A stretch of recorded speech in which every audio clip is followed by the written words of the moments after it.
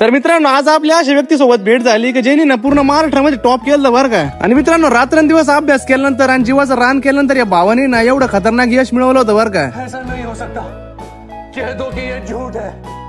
आणि एवढे खतरनाक मार्क्स पाडले म्हणल्यावर भाऊला काहीतरी गिफ्ट देणं तो बनताच आहे ना, म्हणून भाऊला आहे ना एवढी खतरनाक गाडी आपण गिफ्ट करून टाकली बरं का. आणि कसं आहे अभ्यासाबद्दलची याची आवड बघून आहे ना मला सुद्धा कुठतरी असं वाटलं की याला आहे ना ही मेड इन जर्मन गाडी ना आपण गिफ्ट करायलाच पाहिजे. आणि मित्रांनो तुमच्या सुद्धा ग्रुपमध्ये इतका अति हुशार जर का कोणी असेल ना त्याच्यापर्यंत हा व्हिडिओ लवकरात लवकर जाऊ द्या बरं का, कारण त्याला सुद्धा कळलं पाहिजे ना अभ्यास केल्यावर काय काय भेटतं. आणि आज आहे ना आपल्या चौकामध्ये एक खतरनाक जेसीबी खुदाई चालू होती बरं का, कारण आहे ना आपल्या चौकातल्या पाईपलाईन कायमच फुटत राहते. आणि मग चौकातल्या पाईपलाईनचा खेळ बघितल्यानंतर आहे ना डायरेक्ट रानामध्ये एंट्री मारून टाकली बरं का, कारण रानामध्ये सुद्धा आपल्या ना थोडंफार काम चालू होतं. या वर्षी ना पाऊस लवकर आल्यामुळे ना आपल्याला सपासप आता पेरणे ना चालू करावं लागलं बरं का, कारण आहे ना जास्त वेळ थांबून पण काय उपयोग नाही व्हायचा, कारण नंतर पाऊस परत वाढतो. आणि परत पाऊस जर का जास्त झाला ना तर आपली पेरण्या पण लांबत आहे आणि परत नंतर पीक निघायला सुद्धा जास्त टाइम लागतो. तर मित्रांनो यावर्षी ना आपण मका, कापूस आणि सोयाबीन असे 3 पिकं घेणार आहे बरं का पावसाळ्यामध्ये. आणि त्यामध्ये सगळ्यात पहिलं ना आपण मका पेरून घेणार आहे आज. आणि मित्रांनो पावसाळ्यामध्ये ना फक्त एक पीक करण्यापेक्षा ना 2-3 पीक केलं पाहिजे बरं का, कारण आहे ना एक पीक जरी फेल गेलं ना तर बाकीचे 2 पीक आहे त्याचे पैसे बरोबर करून देते. मित्रांनो आपले व्हिडिओ जर का तुम्हाला आवडत असेल ना तर लवकरात लवकर आपल्या व्हिडिओला लाईक करून घ्या, कमेंट करून घ्या आणि अशी नवनवीन व्हिडिओ बघायचे असेल तर आपल्या आयडिया लवकरात लवकर फॉलो करून घ्या.